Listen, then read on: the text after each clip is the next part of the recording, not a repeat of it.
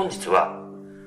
本当はとっくに気づいている忙しいという表現を使う人の真実について話をしていきたいと思います。今日この動画を見たら忙しいという言葉の定義おそらく根本的に変わってきます。さあ、忙しい方必見です。忙しい人、仕事ができる人なんでしょうか？私は明確に違うと思っています。忙しいという表現を使う人が仕事ができる人だと思われていたのはもう何年も前の話なんですね。いやもう何十年何百年と言ってもいいかと思います。もうそのくらい昔の話です。一時期私もですね、こうは言っていますが今から10年以上前のことなんですが、忙しく仕事をしている人っていうのをかっこいいなーって感じていたことがあったんですね。そして忙しく仕事をする自分もかっこいい、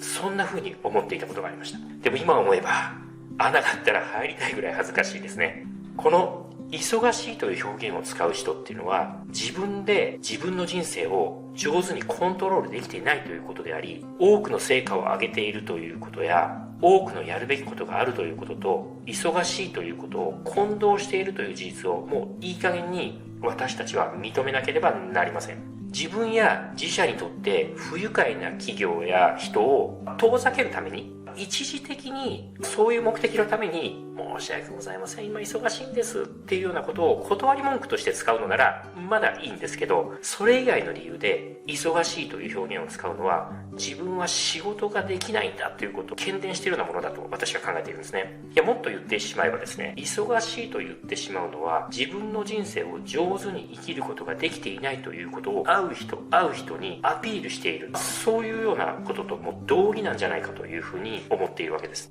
じゃあどうすれば忙しくなくなるんだろうかということで、時間の使い方が上手になれば忙しくなくなるんでしょうかって話なんですよね。例えばこんな人がいます。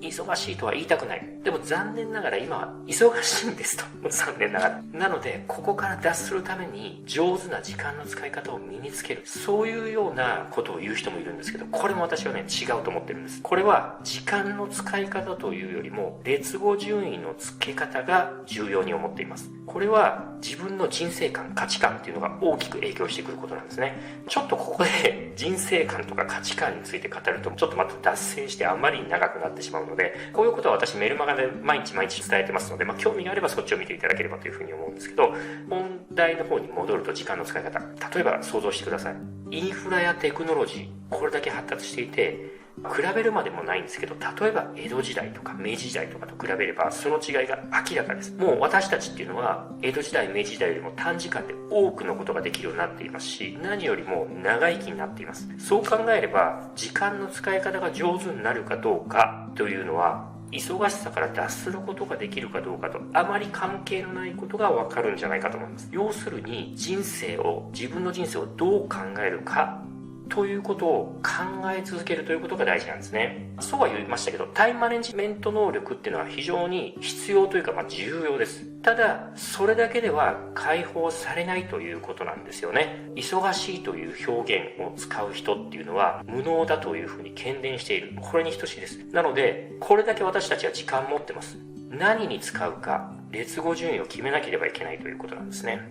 私はこういった情報をですね、さらに本質に迫りながら深く掘り下げた内容を日刊メルマガとして配信しています。日刊メルマガですので年間365配信あるんですけど、30日間は無料で受け取ることができますので、もしよかったらチェックしてみてください。このメルマガには日々読者さんから感謝のメッセージをたくさんいただいてるんですけど、ここではとても紹介しきれないんですけど、読者さんの感想をまとめると主にこの3つを得ることができると言っていただいてます。私が勝手に言ってるわけじゃなくて、読者さんからこういうふうに言っていただいてます。その一つが ES 思考を持った経営者の生の思考と実際の日常を知ることができると。で、それを自らの日常とリアルタイムで比較することができる。そのギャップを知ることができるということなんですね。で、二つ目は、私が先人たちの名言を一つ一つ選定するわけなんですけど、その名言から得られる学びと自分の人生の活かし方を知ることができるということ。で、三つ目は、自分がいなくても成り立つ組織づくりのヒントと生知恵に触れることができるということなんですね。私は従業員満足度研究所以外にも事業を経営しているわけなんですけど、そこの会社ではもうほとんど私がいなくても成り立つ組織っていうのが成立しています。で、それはなぜそうなっているのかということを日々日刊で生の声で配信していますので、そういったことも得られる。これがメリットだというふうに言っていただきます。まずは30日間無料で読んで、ぜひこれらを感じてみていただければと思います。